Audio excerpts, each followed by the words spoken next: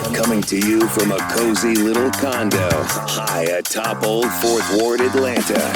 Welcome to The Ron Show on America One Radio. Here's your host, Ron Roberts.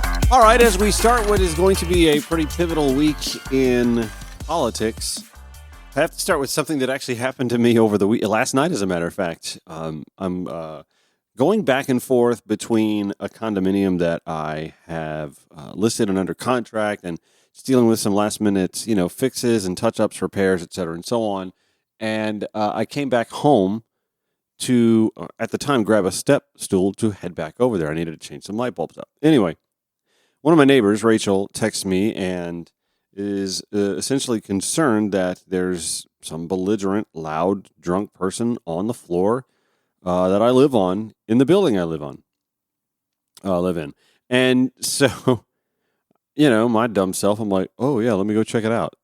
The first thing a 50-year-old, 150-pound gay guy / cat dad should be doing, right? Going out and seeing what the heck's going on. I didn't grab I had 3 softball bats. I didn't grab a bat. And honestly, that's not how you want to approach a situation anyway. Things escalate immediately when you brandish a bat or something like that, right? Didn't feel like doing that. So anyway, I get this text. It's like 8:45. Hey, Ron, it's Rachel from the building. Do you happen to be home? Someone seems to be really drunk walking around the 7th floor yelling and stumbling. And I told her I was here. And she says, not sure I want to approach him alone. And I admire her for at least wanting to approach him at all. And so I asked what floor she believed he was on, and I did because I actually walked the 7th floor and didn't see a thing. He was trying to get back out of the pool door, and the pool is on the floor I live on, so you have to have a fob to get by it to get into the pool area. So I heard him. I could hear him, just some drunk early 20-something, and I did actually finally cross paths with him. He was actually coming back in the stairwell, either up or down, coming to the 7th floor, and kind of poured himself out the door there and had a fob and got back into the pool area. At which point, I'm more concerned about waking up the next morning with some drunk 20-something-year-old lying face down in the pool, having drowned, or street pizza on the sidewalk having fallen over the side. It's pretty hard to fall over, but, it could happen. This guy he was drunk. Anyway, he was looking for his keys. He had his keys on him. He said he was looking for his other keys. What other keys? So I finally just tried to reason with him. I said, listen, bro. I said, you have had a pretty good day, apparently. A good bit of drinking or whatever, and should probably just go rest it off. And, try to give him the clear minds will give you clear thoughts. You'll find your keys the next day, blah, blah, blah, blah, blah. Just kind of let him know, you got neighbors in the building who are a little concerned because you're pretty loud and drunk and could be a harm to yourself, blah, blah, blah, blah, blah. Gave me a name. That turned out not to be his name, and actually it made more sense that he gave me a name. He gave me a name of Christopher. I'll not give full name here. The full name that he gave me is of the person who I believe is leasing a condo that I'm pretty sure he went back to at the end of the day. So a friend or guest of that person. And then later on he gave me another name. He said his name was Thor. Okay, well, I didn't believe Thor. I thought that was absolute bullshit. So I just kind of stuck with the first name he gave me. It turns out that Thor was his name, or is his name. It's the goofiest thing, right? Nonetheless, I finally decided once a few other neighbors showed up, because it was that loud, that it's time one of us called the police. So I did. I called 911. By then it's like 9 o'clock. It's like 9:01 p.m. I've called 911. I'm talking to whoever took the call on dispatch, and we're kind of trying to walk him or follow this guy back to whatever unit he stayed in. And he was trying to actually get away from us at this point in time. Well, now we don't know if he is a resident. No, none of us recognized him. None of us really knew much about him. We don't know if he's a resident or if he's broken in or whatnot. I actually pretty sure he hadn't broken. He was in jeans, pair of tennis shoes, and shirtless. Otherwise, just blitzed out of his mind. So we're trying to follow him. He's going down the stairs and with the stairwell, and next thing you know, he starts to turn on us, and guess I'm the closest one. He starts pushing and shoving, and I don't relent. I'm still on the phone with APD. I'm trying not to lose the call. So I'm like one-handed stiff arming and trying to kind of kick this guy away. We get down to the stairwell again, and I mean, he wanted to unleash his fury on me. So I'm fine. I have like a scrape on one finger. I have a scrape on my right elbow. My ribs are a little bruisey on the right side. I think I'm fine. They're just like tender to the touch at the base of the ribs. I got in a few good kicks to his midsection, just as I'm trying to get him away. Anyway, he took off. The whole time I'm still on the phone with 911. I'm trying to do this all one-handed. Eventually, 911, I think, hung up. That's 9:01 p.m. So we call back. We try to escalate the situation, the call. It's like 9:15. Took the information. We'll let you, got my number, my name, yada, yada, yada. Nobody came for about 3 hours. I'm not even kidding you. Our HOA president, Mr. Charlie, I like Charlie. Charlie's good people. Essentially stayed up and stayed downstairs waiting on APD to show up to take a statement, which I finally have here. And in 7 to 10 business days, I can get the paper filing of this incident. We know the person's name. When APD finally showed up, first of all, they showed up around 12 a.m. I'm not kidding you. It was 3 hours after the initial call. 3 hours. And my astrology type folks chimed in to let me know, oh, it's a full moon. Must have been a lot of calls. APD said that there were an unusual number of calls, which I just find kind of strange. It's like Sunday night in August, not a holiday or anything like that. Really? We've got a heightened number. And my friend Virginia says, full moon. Oh, okay. I didn't really think that that's a thing, but apparently that's a thing. So anyway, officer arrived. This dude, early 20s himself, looked like Doogie Howser. Nice guy, super nice guy. Officer Barnett. Nice guy, took my information, gave me the case number, said 7 to 10 business days. I can, get a copy of it. I guess and then went to do a door knock at the unit that we told him that the guy went back into. Because yes, while the guy fled the scene, he fled the building, walked around the block and came back. One of the neighbors saw him come back in from another vantage point. And then another neighbor saw that he walked into the unit that he seems to have indicated he belonged in. So the officer went. By this time, it's 1 a.m. First of all, I was called at 12 a.m. Missed the call because I've fallen asleep. I mean, it's been 3 hours. I figured, okay, they're not showing up. I literally went to bed thinking I needed to give up on APD showing up. Imagine that. I went to bed thinking the Atlanta Police Department just wasn't going to show because it had been 3 hours. Trying to think what time. It was probably like 11:30 when I fell asleep. Missed the first call. Woke up, saw the second one.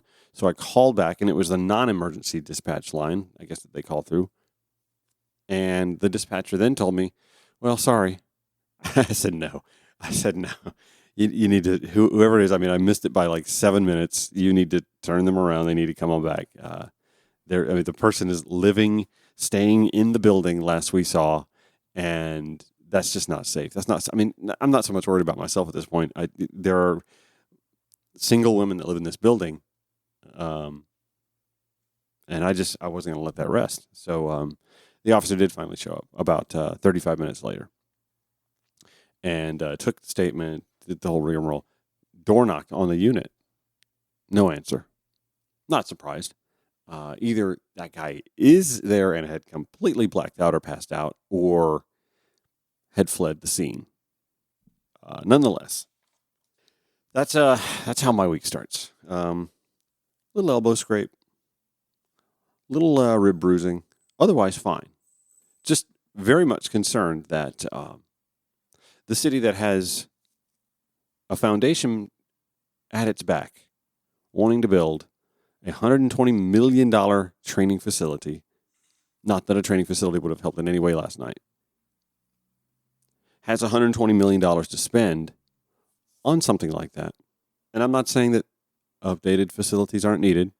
I've been saying for quite a while in this entire Cop City conversation, while Fulton County wants to spend like $17 million for a facility, and most of Atlanta is in Fulton County, that the two should collaborate and maybe, I don't know, save some money and build a facility that both can use. That's, I don't know, within city limits. Just an idea. That instead, the city is going to spend nearly 10 times as much for their own facility outside city limits in an environmentally impactful area that's already had to combat plenty of pollution. They have that kind of money for something like that. But last night, because of, I guess, staffing shortages or someone's inability to look at the lunar calendar and staff up for that night, a citizen in the city of Atlanta was attacked. It sounds hyperbolic. I really, it was kind of a dust up, really. But still, there are battery charges now. There, I assume, will be battery charges.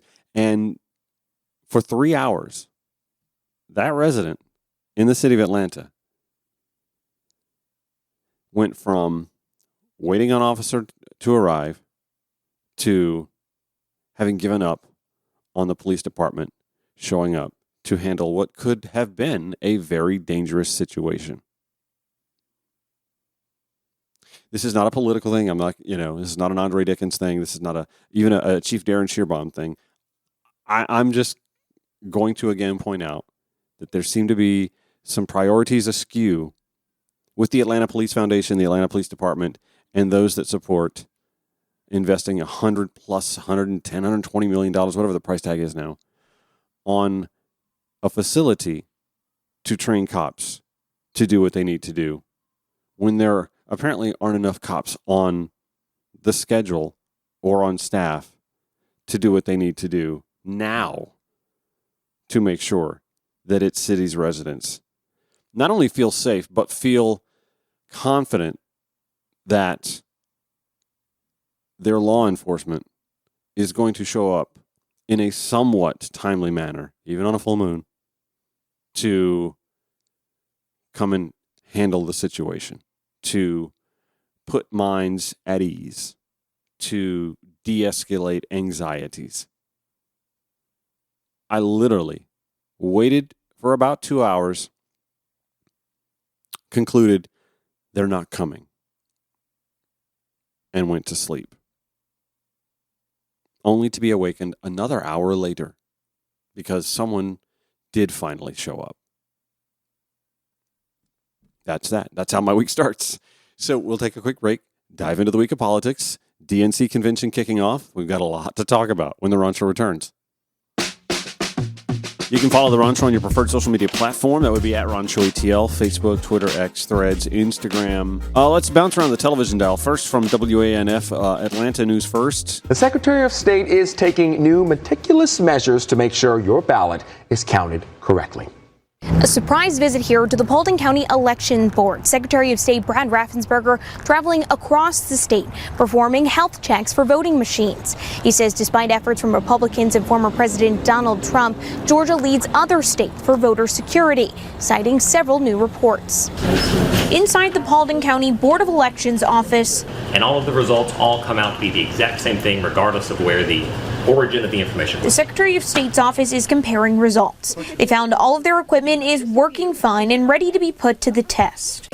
I can remember back in the days when I had to beg our local newspaper just to write an article about elections because elections were not important until it was election day. Paulding County Elections Director Deirdre Holden says after 2020, she heard countless election conspiracies. She doesn't take it personally. That's why I think, people like President Trump, he needs to come through an election office and see what's going on and see what's happening. I think that once people do understand that process, that they see that we're people just like they are. Former President Donald Trump attacked Raffensperger, saying Governor Brian Kemp and the Secretary of State will make it impossible for Republicans to win in 2024. I hope we can repair it, but if we don't, the people are still the people, and they're going to vote. Raffensperger pointing to steps he's taken to inspire voter confidence. Well, I want to make sure that everyone feels comfortable about it. I don't want anyone not to show up because they somehow think that it's not a level playing field. The Secretary of State's office says they visited more than 50 election boards so far. They have 100 more left to go before November. In Dallas, Georgia, I'm Abby Kastouris. The folks at WAGA TV Fox 5 also filed a similar story last Tuesday as well, some of that being used for the Friday recording of the Sunday broadcast of Fox 5's The Georgia Gang, and so moderator Lori Geary teed it up. All right, let's get right to it. Phil, to you first this week. Do you think that these visits will help to silence the critics of Georgia's voting systems? Well, sadly, no. I think people in both parties and everybody who watches elections and wants election security and integrity are going to be concerned, and they should be. They ought to be watchdogs. And so I think that when Secretary of State Raffensperger says they're secure, we need to trust but verify. And he did these visits. Yeah, they're testing for accuracy, but regular viewers have heard me say this, and that is that I'm worried about, even if it's 2 counties in Georgia out of 159, if there's cyber attacks and something goes down, we've got a problem. Now, the good news is, and a lot of people don't know this, we do have a paper ballot backup in all 159 counties. Now, that's the controversy. Maybe we should have temporary paper ballots more so, but I think, time will tell.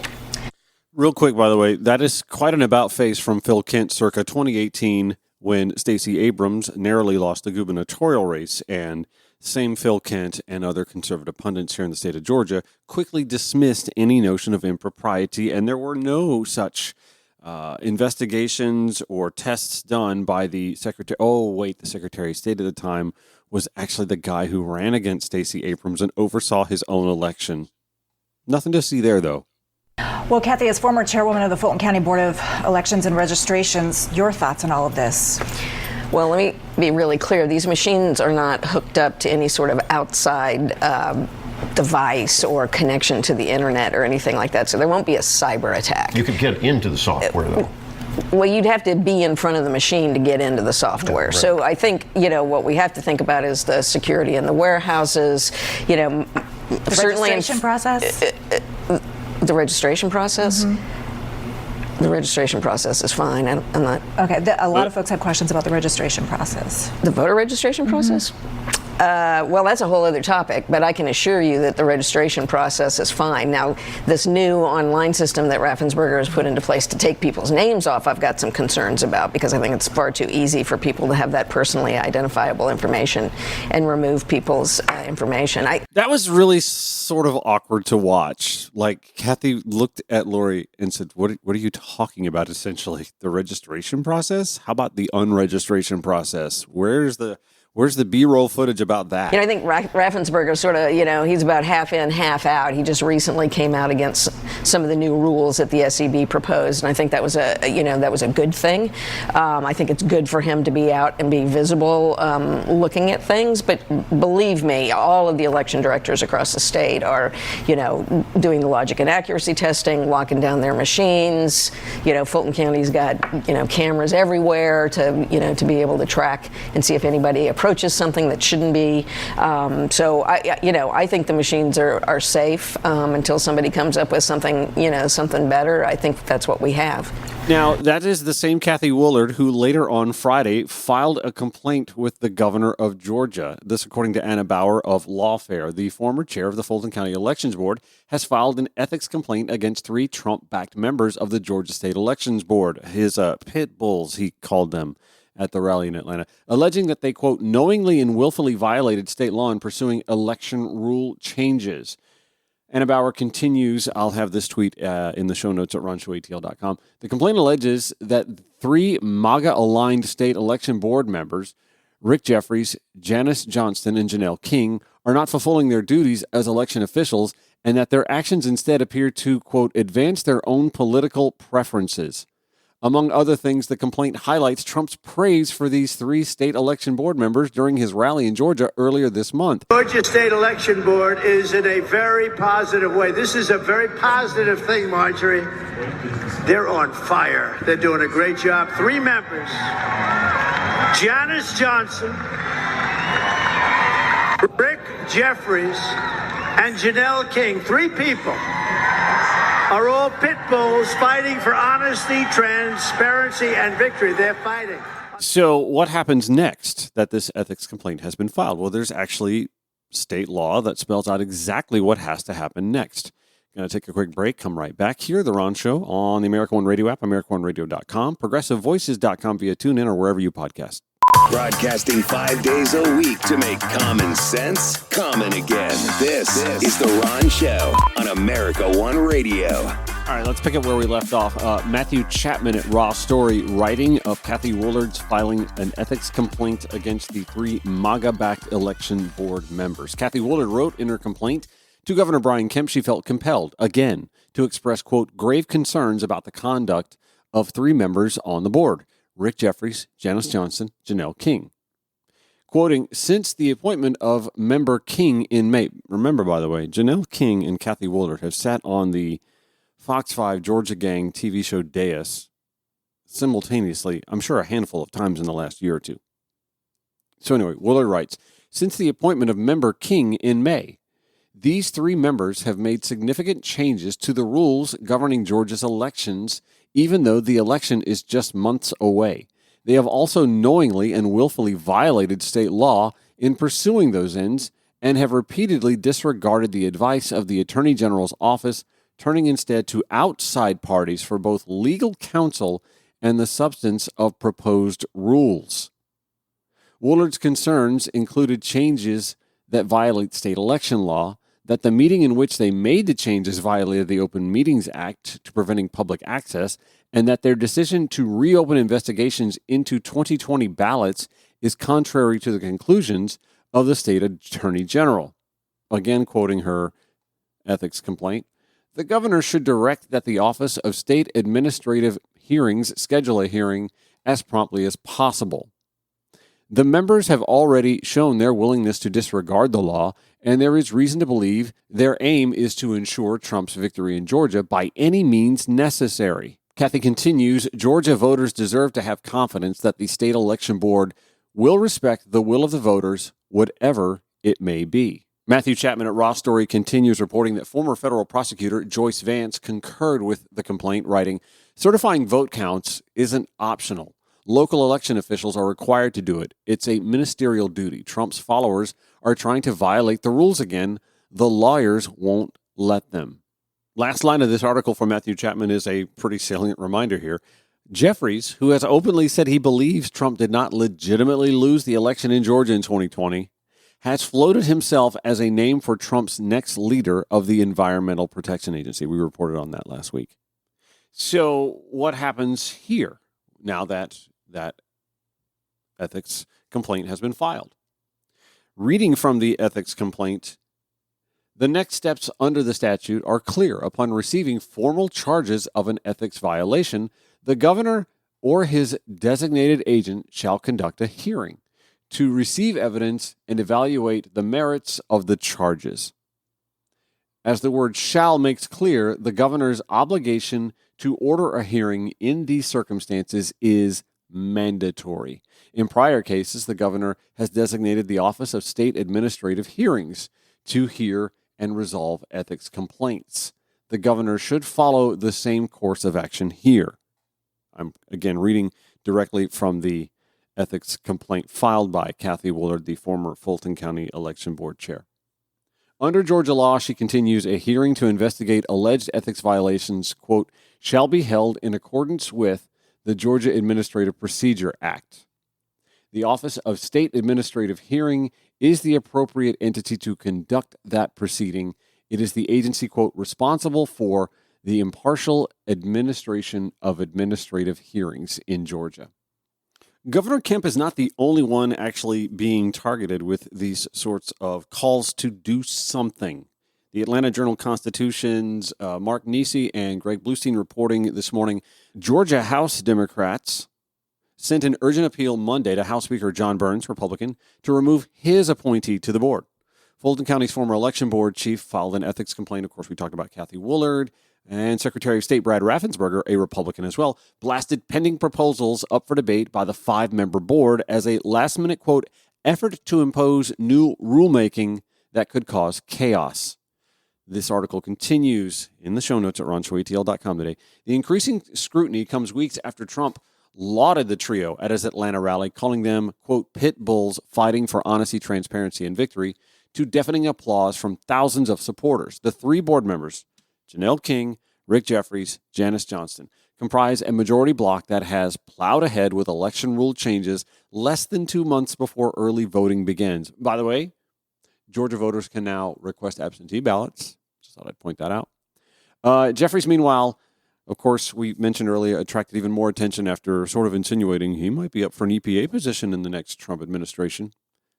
So in the appeal to John Burns from House Democrats, more than a dozen of them pressed Burns in a letter to remove Janelle King, a media personality, the speaker appointed earlier this year, who replaced a mainstream Republican who often opposed sweeping rule changes. The letter to John Burns from House Democrats continues.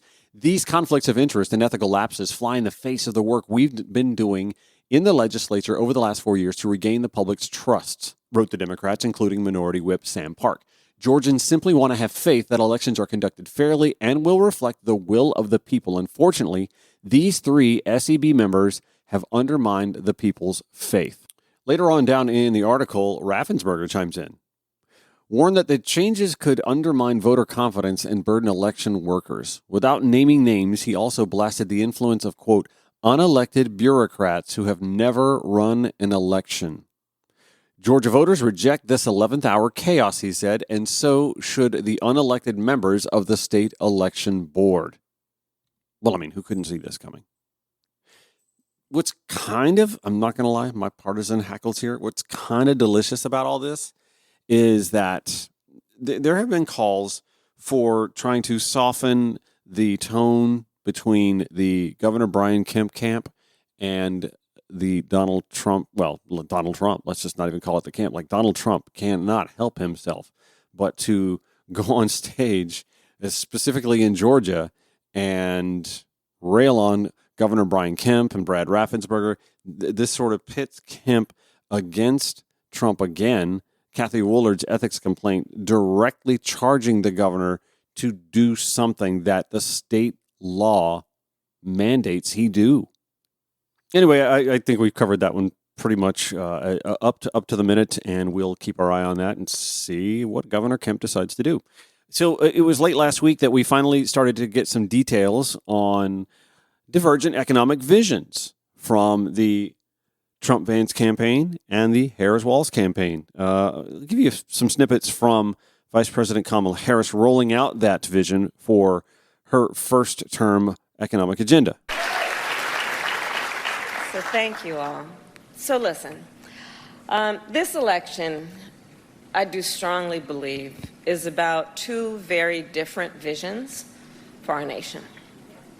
One, ours, focused on the future, and the other, focused on the past.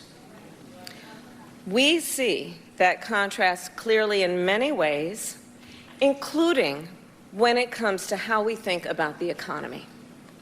So our country has come a long way since President Biden and I took office. At that time, we sadly remember the millions of Americans that were out of work. We were facing one of the worst economic crises in modern history.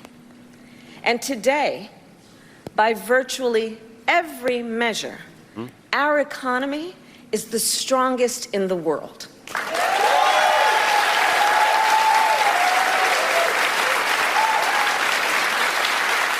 We have created 16 million new jobs. We've made historic investments in infrastructure, in chips manufacturing, in clean energy.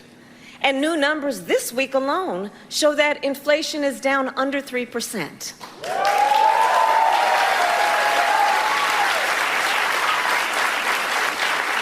And as President of the United States, it will be my intention to build on the foundation of this progress. Still, we know that many Americans don't yet feel that progress in their daily lives. Costs are still too high. And on a deeper level, for too many people, no matter how much they work, it feels so hard to just be able to get ahead. As president, I will be laser focused on creating opportunities for the middle class that advance their economic security, stability, and dignity. Together, we will build what I call an opportunity economy. An opportunity economy. An economy where everyone can compete and have a real chance to succeed. Everyone, regardless of who they are or where they start, has an opportunity to build wealth for themselves and their children. And where we remove the barriers to opportunity so anyone who wants to start a business or advance their career can access the tools and the resources that are necessary to do so.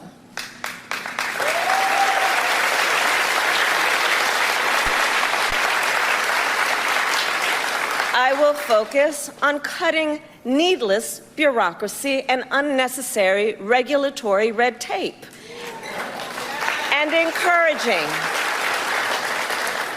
encouraging innovative technologies while protecting consumers and creating a stable business environment with consistent and transparent rules of the road. As president, I will bring together labor with small businesses and major companies to invest in America, to create good jobs, achieve broad-based growth, and ensure that America continues to define the future and lead the world.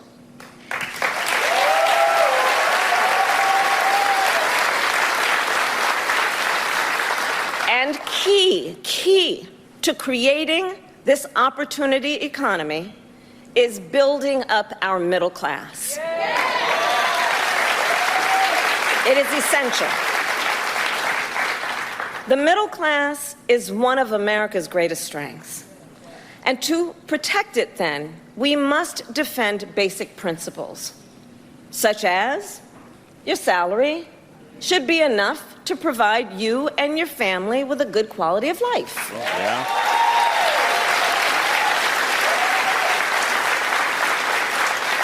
Such as no child should have to grow up in poverty. Mm-hmm.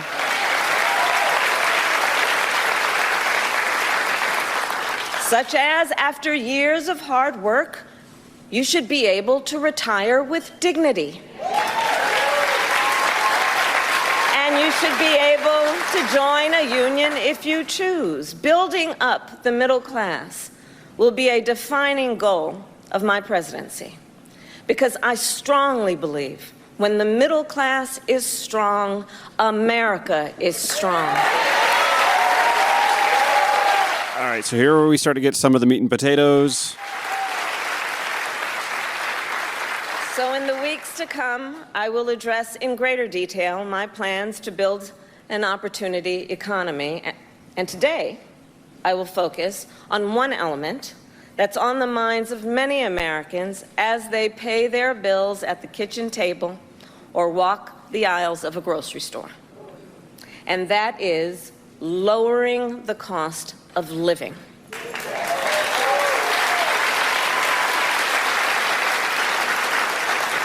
So every day across our nation, families talk about their plans for the future, their ambitions, their aspirations, for themselves, for their children.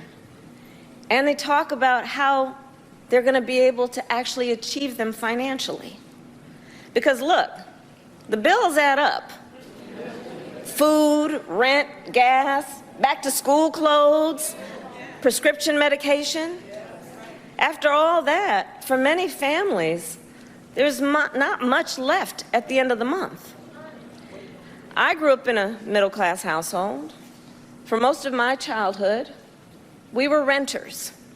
My mother saved for well over a decade to buy a home.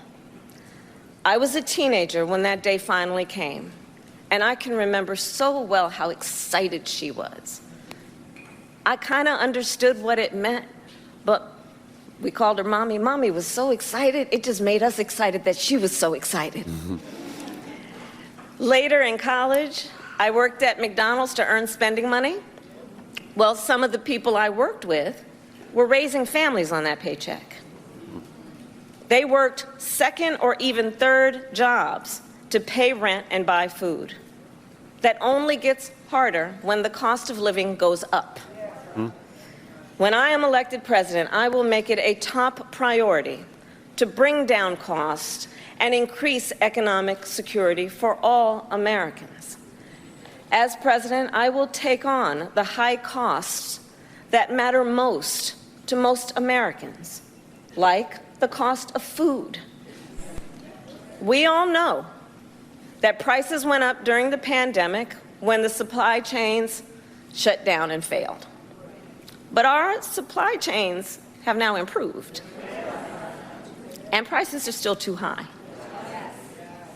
A loaf of bread costs 50% more today than it did before the pandemic. Ground beef is up almost 50%.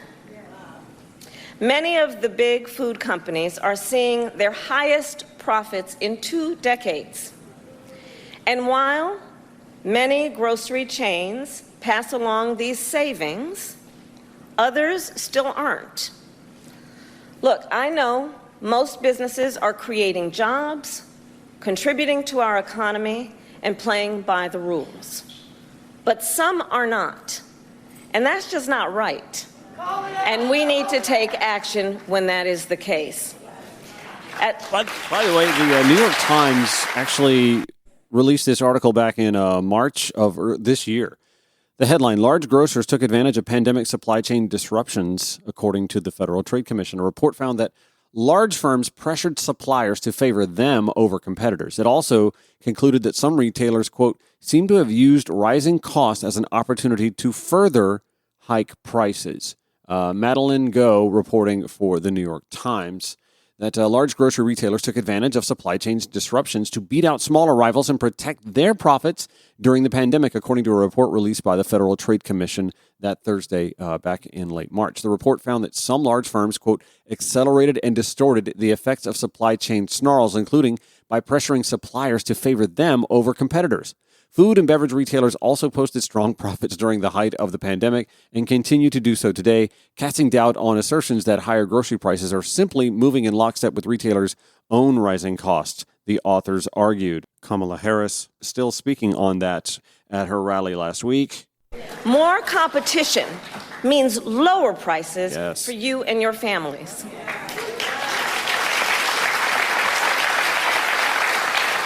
Now compare what Donald Trump plans to do.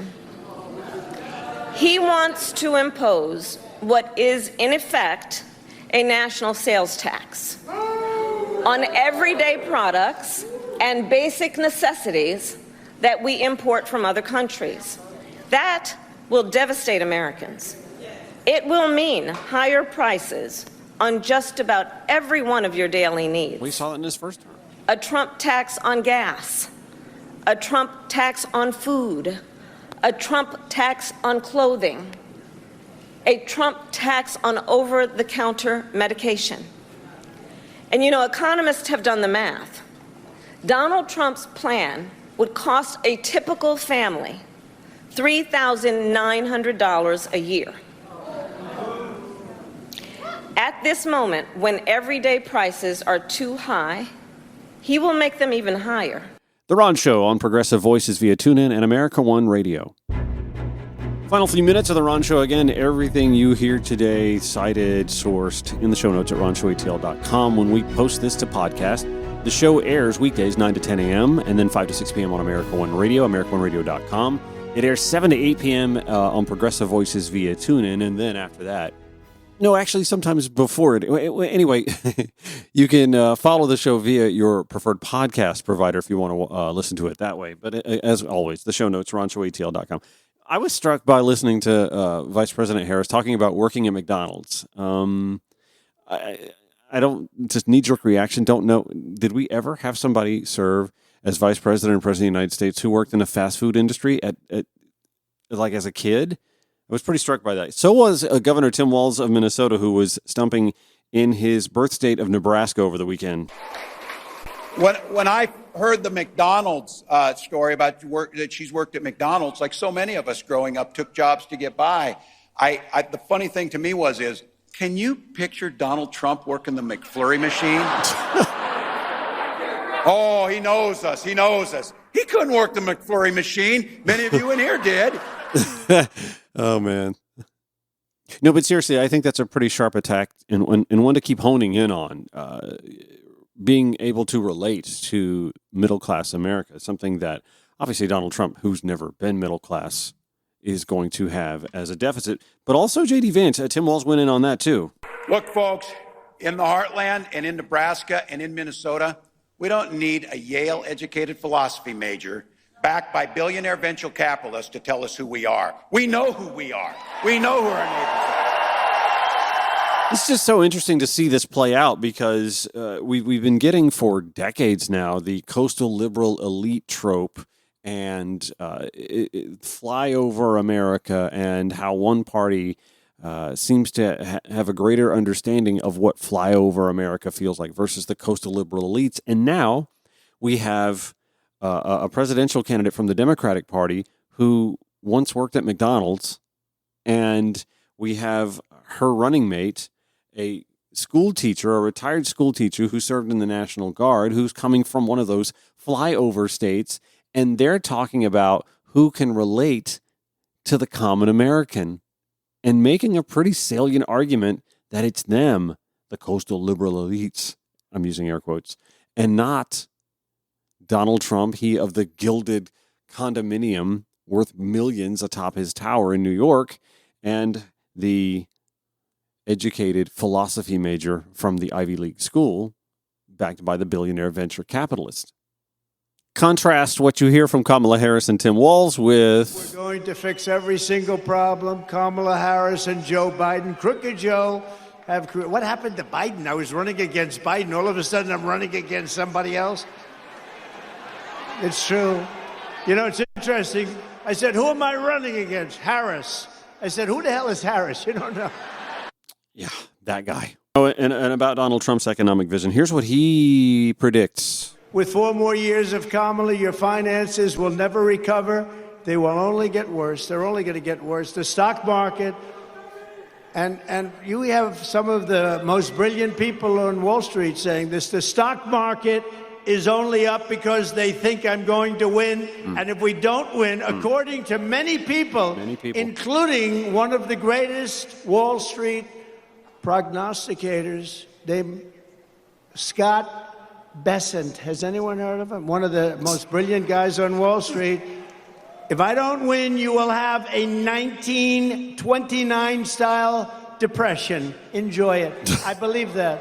Okay. Well, I mean, we were predicting this in 2020 as well. Remember, we were predicting recessions from almost the day that Joe's palm hit the Bible. There was the recession that was looming, that was coming, and it never did. And then I'll just leave you with this last little Trump nugget. Every attack Kamala makes on us is a fabricated, it's a lie. She's sort of a bad storyteller. She doesn't know how to tell a story very well, but she gets caught. She gets caught up in her own words. She's not a very good wordsmith. Who says irony's dead? Back tomorrow on America One Radio and Progressive Voices via TuneIn. Have a great day.